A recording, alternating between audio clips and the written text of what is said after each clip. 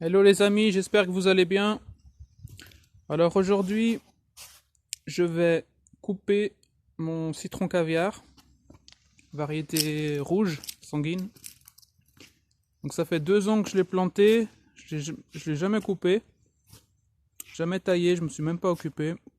Et là, c'est devenu un buisson vraiment assez conséquent. Donc là, si je voudrais, je pourrais faire, je pense, une centaine, voire plus de boutures. Mais comme j'ai pas trop le temps de m'amuser à faire une centaine de boutures, je vais juste garder les jolies branches et le reste, ça part au compost ou on va voir si les chèvres la mangent. Bon, il y a des épines, donc je sais pas si les chèvres vont le manger, mais sinon ça va finir au broyeur, ça finira au sol quoi. Donc là à côté, je suis en train de finir le mulch. Donc BRF, tout ça c'est tout du cyprès broyé.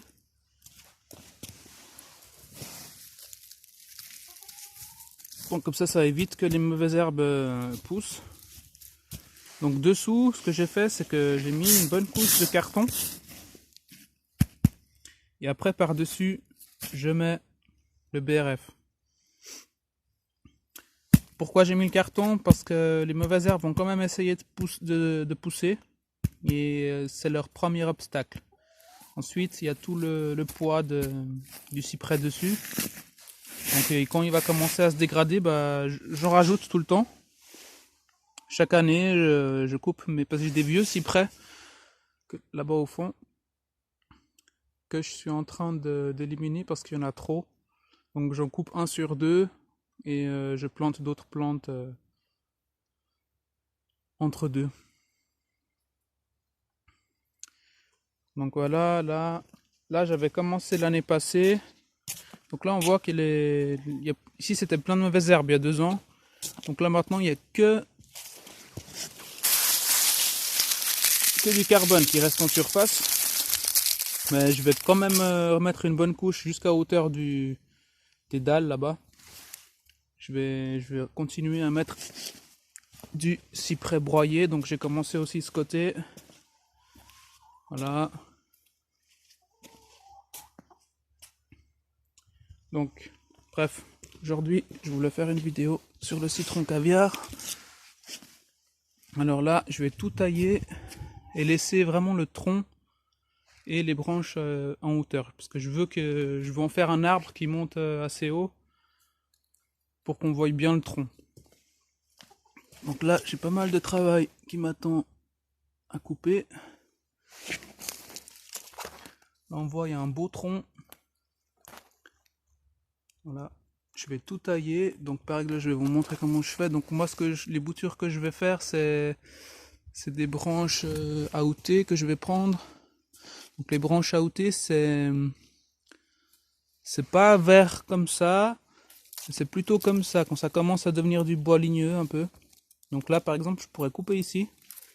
Donc là, je vais couper. Mais celui-là, je vais le couper plus bas. Comme ça, ici. Je fais un exemple. Voilà, une fois que j'ai ça, ce que je fais, c'est que moi, je vais en faire plusieurs directement. Donc là, ça fait déjà une.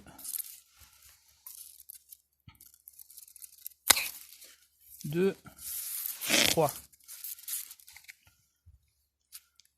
Là, je coupe.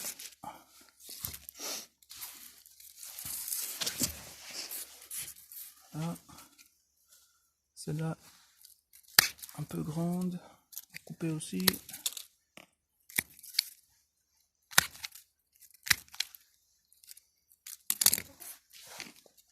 Voilà. Avec une branche que je viens de couper, je peux faire déjà 3 boutures. Voilà. Ça, c'est un exemple.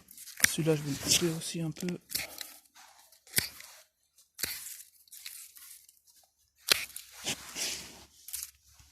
Voilà. Alors là, on a 3 boutures. Donc après des années d'expérience, ce qui marche le mieux chez moi, c'est de la terre argileuse.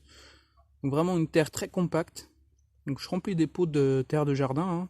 Souvent, pratiquement tout le monde a de la terre argileuse dans son jardin. Je remplis le pot, je plante la bouture jusqu'en bas, à faire en hiver.